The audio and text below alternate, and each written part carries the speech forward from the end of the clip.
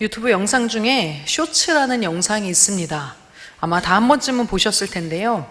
짧게 한 10초에서 20초, 30초 정도 되는 분량의 영상인데 이렇게 위로 이렇게 계속해서 넘어가는 그 영상을 쇼츠 영상이라고 부릅니다. 이 쇼츠 영상에는 목적이 있는데 원래 유튜브 영상들이 시간이 좀 길다 보니까 사람들이 이 긴 영상을 보는데 잘 엄두가 안 날 것 같아서 이 영상의 모든 내용을 함축해서 가장 하이라이트를 다 담아서 흥미롭게 이 쇼츠 영상을 만들고 사람들이 그 쇼츠 영상을 통해서 본 영상을 보게 되도록 그렇게 유도하는 역할을 합니다. 오늘 성경의 이 본문이 마치 이 쇼츠 영상과 같은 역할을 하고 있습니다. 복음을 압축해서 복음의 가장 정수가 되는 내용을 다 담아놓은 사건이 오늘 말씀인 가나의 혼인잔치입니다.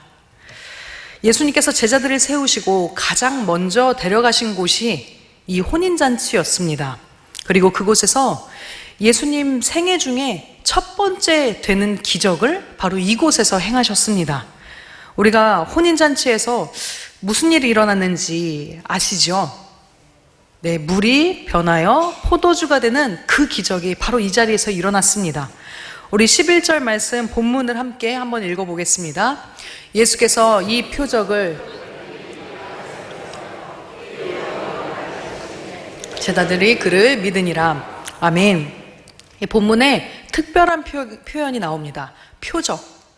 표적은 기적을 말하는데 성경에도 많은 기적이 있죠. 그런데 표적이라고 굳이 성경에 써놓은 표현은 기적 중에서도 그냥 기적이 아니고 예수님이 하나님의 아들이시구나 라는 걸 알리려고 의도적으로 아주 중요하게 일으킨 기적을 말할 때 표적이라고 성경에 표시를 합니다.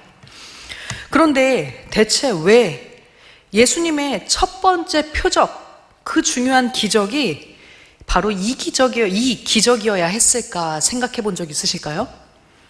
결혼 잔치집에서 물을 포도주로 바꾼 게 도대체 무슨 의미가 있길래 죽은 사람이 살아난 기적도 아니고 38년간 안진뱅이로 앉아 그렇게 있었던 그런 고통받았던 사람들이 다시 일으킴을 얻는 구원과 같은 그런 기적도 아닌 예수님께서 물이 포도주가 되어 잔치가 흥겹게 되는 이 기적을 그렇게 중요한 첫 기적으로 삼으신 겁니다. 신랑 신부의 생사가 달려있는 문제도 아니었습니다. 그런데 왜 예수님 생애의 첫 번째 기적이 바로 이 물을 포도주로 바꾸신 기적이어야 했을까요? 유대인들에게 혼인잔치는 일주일 동안이나 치러야 하는 아주 거대하고 중요한 경사입니다. 이 성경 신약 성경에 쓰여 있는 그 성경이 아람어로 되어 있는데 아람어가 혼인잔치라는 말이 이 아람어로 마시다, 흥청망청 놀고 즐기는 시간이다 라는 그런 뜻이 있습니다. 그러니 마시기 위해, 흥청망청 즐기기 위해 잔치에서 가장 중요한 게 무엇일까요? 포도주입니다. 포도주. 그런데 3절 말씀입니다. 3절 같이 읽겠습니다. 포도주가 떨어진지라 예수의 어머니가 포도주가 없다 하니 잔치집에, 그 중요한 잔치집에 포도주가 떨어졌습니다. 잔치집을 잔치집 되게 하는 가장 중요한 것인 이 포도주가 떨어져 버렸습니다. 그때 자리에 있었던 예수님의 어머님 마리아가 이렇게 말합니다. 저들에게 포도주가 없다. 참 의미심장합니다. 포도주가 있어야 하는 자리에 저들에게는 포도주가 없다. 마땅히 있어야 하는 그것이 저들에게는 없다. 지금 이 순간 인생에 가장 필요한 것이 바로 그것인데 저들에게는 그것이 없다. 단순히 포도주가 없다는 걸 넘어서 우리의 인생을 꿰뚫어보는 것 같은 그 한마디입니다. 그런데 우리는 이 잔치의 결말을 잘 알고 있습니다. 하인들이 예수님의 말씀에 따라서 물통에 물을 길어 왔습니다. 그런데 그것을 잔치에서 나눠주자 그것을 마신 사람들이 이 포도주 어디서 났냐고, 이렇게 맛이 좋은 포도주가 어디서 났냐고 극찬하기 시작합니다. 이렇게 맛있는 포도주가 어디서 나타났냐고 칭찬하는 소리로 잔치가 흥겨워졌습니다. 물이 포도주로 변하자 잔치집이 비로소 잔칫집이 되었습니다. 이제 성도님들께 묻습니다. 우리에게 복음이 주어졌습니다. 예수님으로 말미암아 하나님의 자녀가 되는 권세가 우리에게 주어졌습니다. 그러면 우리 인생에 무슨 일이 벌어질까요? 복음의 결과로 우리에게 이루어진 인생의 변화는 무엇입니까? 성경은 명확하게 우리 인생의 결론, 복음의 결론이 무엇인지를 이렇게 말합니다. 요한계시록 19장 9절 말씀입니다. 같이 읽습니다. 천사가 내게 말하기를 기록하라. 복이 있도다. 아멘. 성경의 결론인 요한계시록에서 우리의 마지막 날이 어린 양 예수의 혼인잔치의 청함을 받은 잔치집 주인공, 잔치집 인생이라고 약속합니다. 우리가 바라보아야 할, 우리가 항상 바라보고 있어야 할 오늘 우리 삶의 결론, 복음이 약속해 주신 결론은 잔치집 인생입니다. 지난 주일 설교 시간에 목사님께서 말씀해 주셨던 평강의 의미를 다 기억하고 계시죠?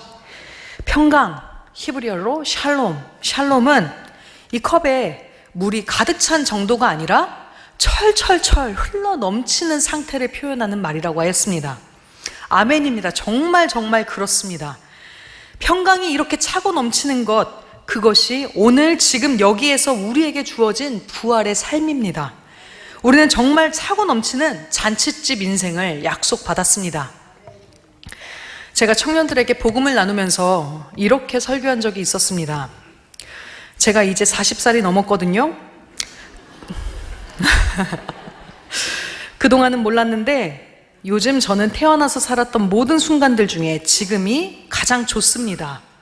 이렇게 좋을 수 있나? 그리고 확신하게 되었어요. 앞으로는 더 좋겠구나.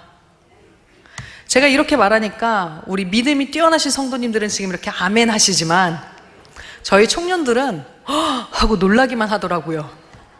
왜냐하면 그들에게는 20대 시절이 제일 좋은 인생이고 30대가 되면 큰일 내고 큰일이 나고 40대가 되면 어떡하나 하는 그런 마음이 있기 때문입니다.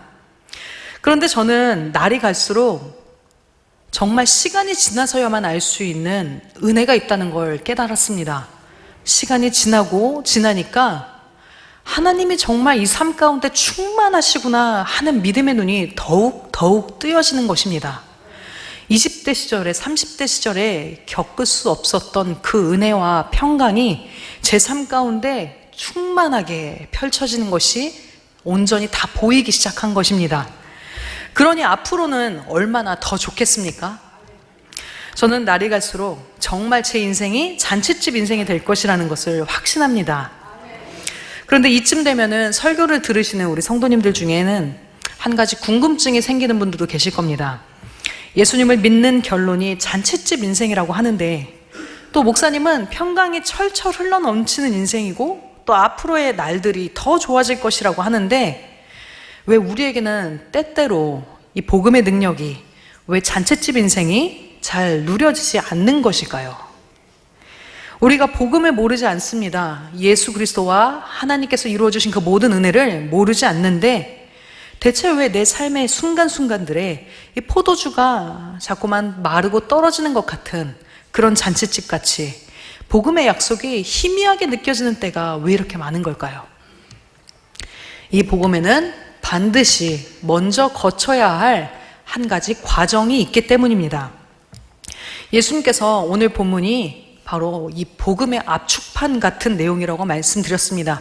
복음의 모든 내용이 담겨져 있는 게 바로 이 오늘 가나의 혼인잔치인데 예수님께서 이 사건 속에 오늘의 사건 속에 큰 단서 하나를 남겨두셨습니다. 우리 본문 1절 말씀을 같이 한번 읽어보겠습니다. 사흘째 되던 날 갈릴리 가나에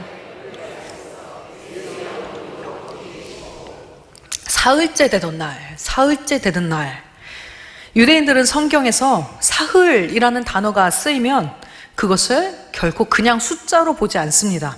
아, 뭐가 있구나 하고 짐작합니다.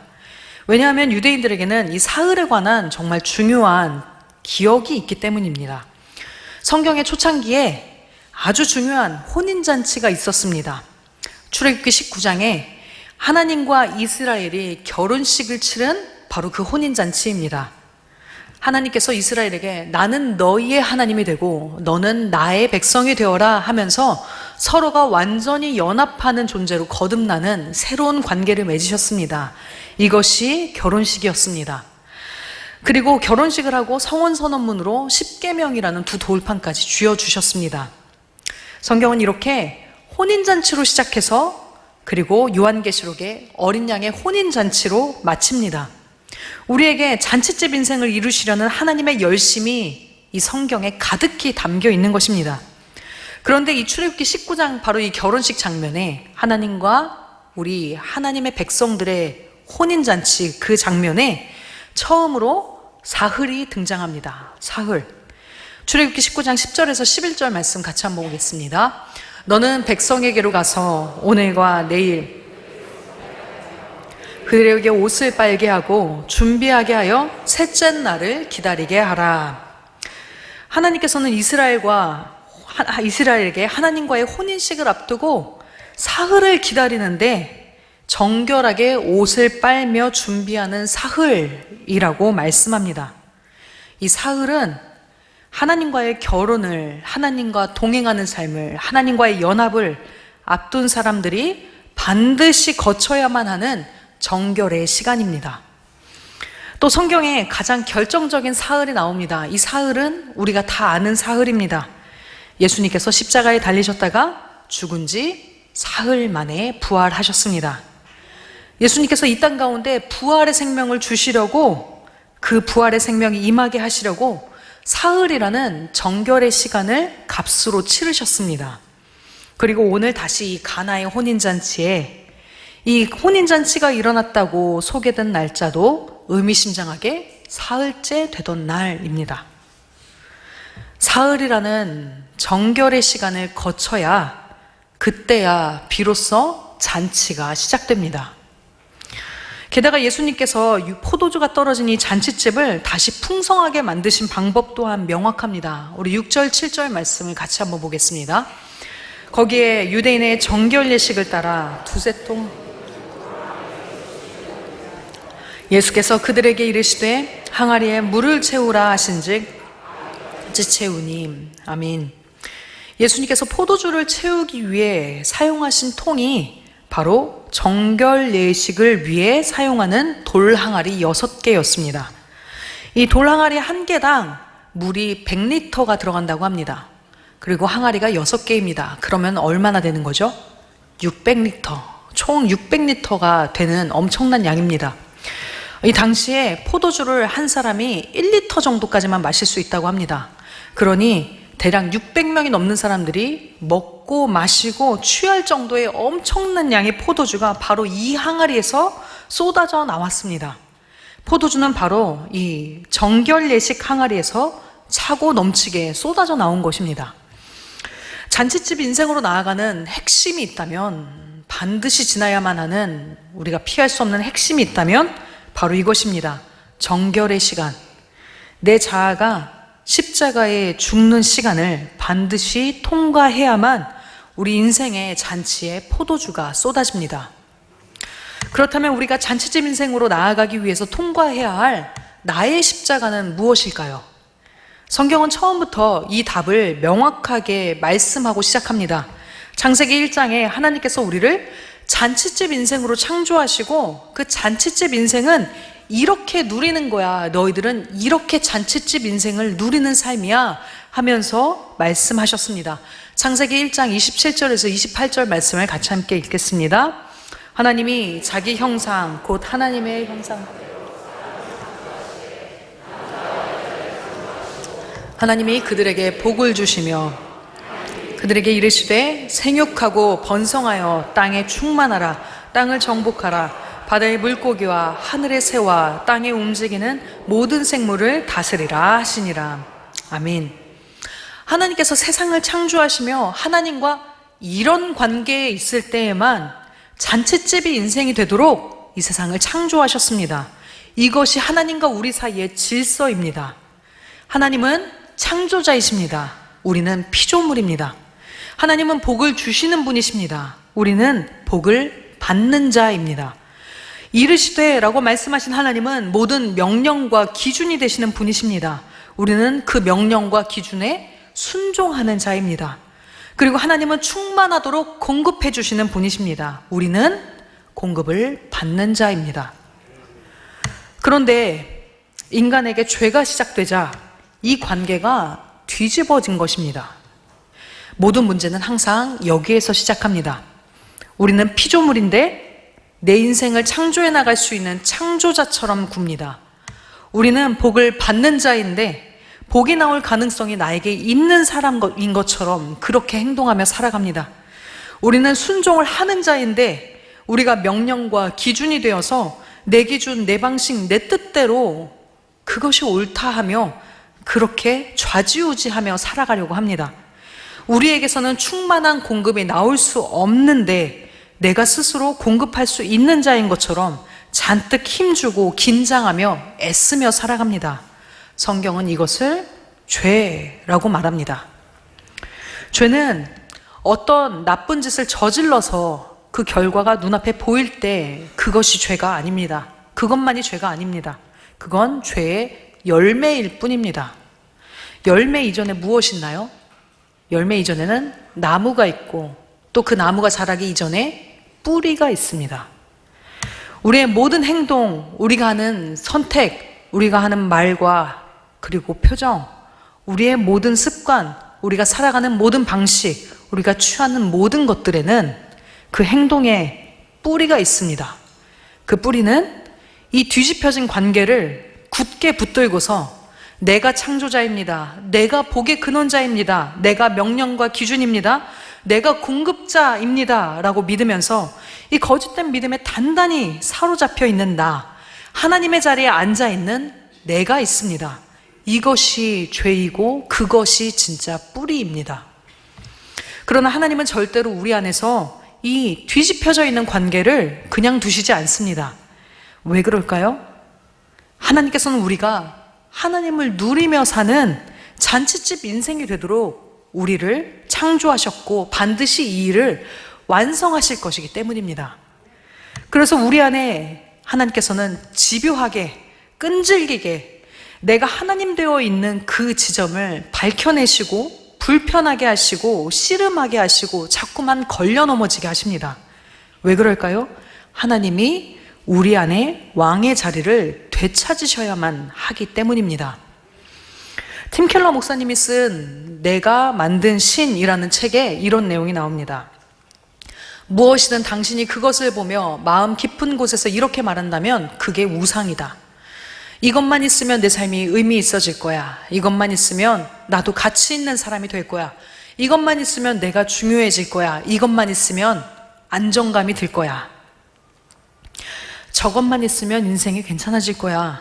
그것 있으면 내 인생에 안정감이 들 거야. 그 일이 나에게 이루어지면 내가 좀 괜찮은 사람처럼 느껴질 거야. 우상은 언제나 나의 부족한 현실을 해결해줄 무언가의 모습으로 나타납니다.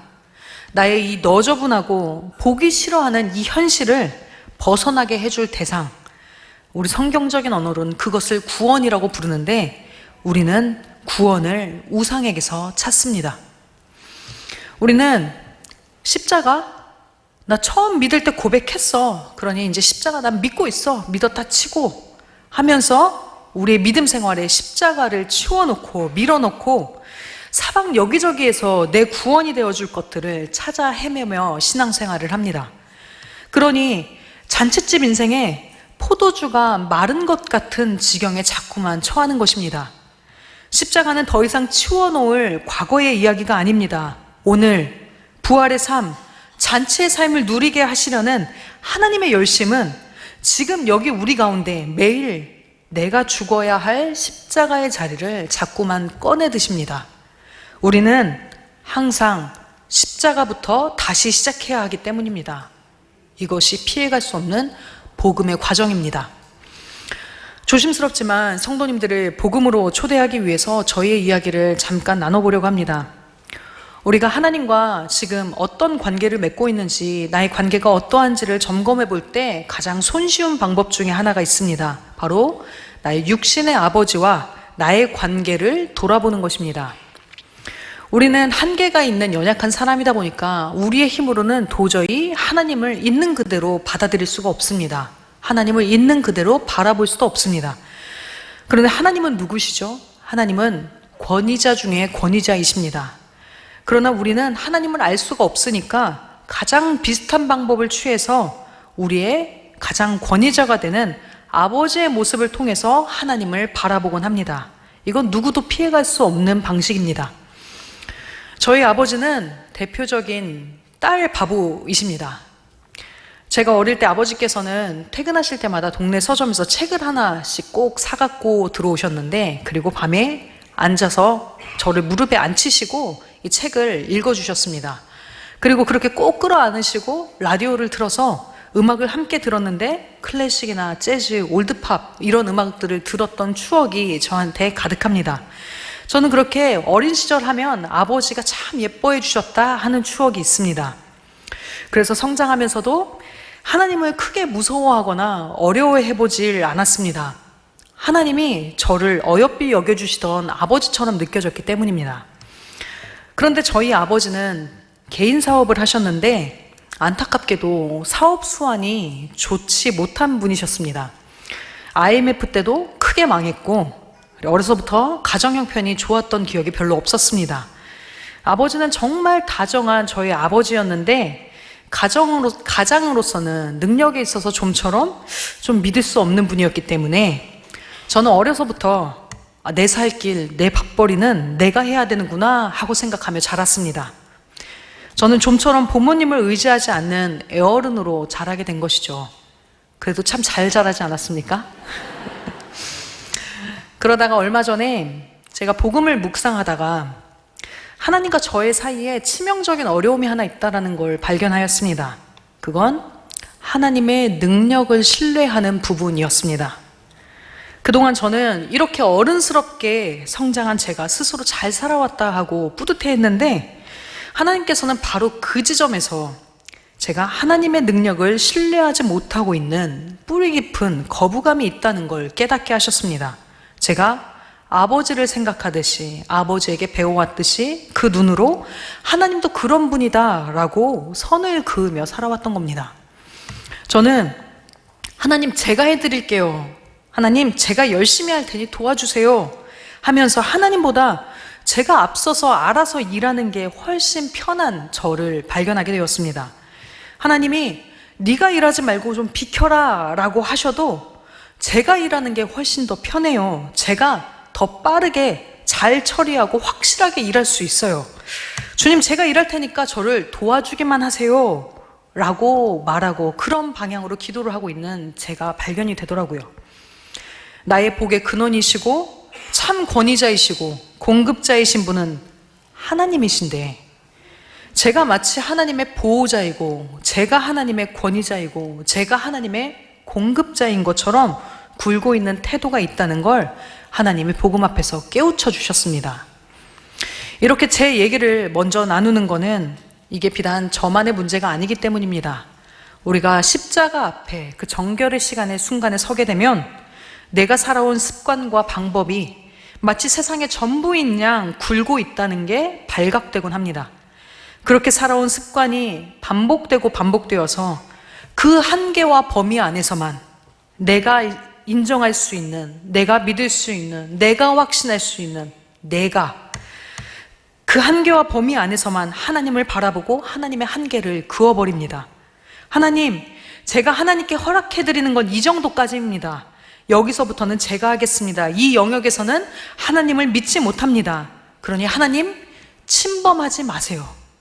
하나님 건드리지 마세요. 그러면서 하나님이 아닌 내가 살아왔던 그 습관과 방식대로 우리의 믿음 생활을 반복하려 합니다. 우리가 잔치집 인생이라는 이 복음의 결말을 충만하게 누리지 못하는 것은 바로 이 반복되고 있는 죄된 습관, 우리가 그어놓은 한계 때문입니다. 하나님 침범하지 마세요. 그것이 바로 죄입니다. 한마디로 우리가 하나님 자리에 앉아 있는 것입니다. 제가 이 몇 달 복음을 깊이 묵상하는 시간을 갖고 있는데, 복음의 눈으로 제 삶을 다시 돌아보니 저의 날들이 이렇게 한마디로 정리가 되는구나 라는 것을 새삼스럽게 깨달았습니다. 저의 날들을 정리하는 한마디는 이것입니다.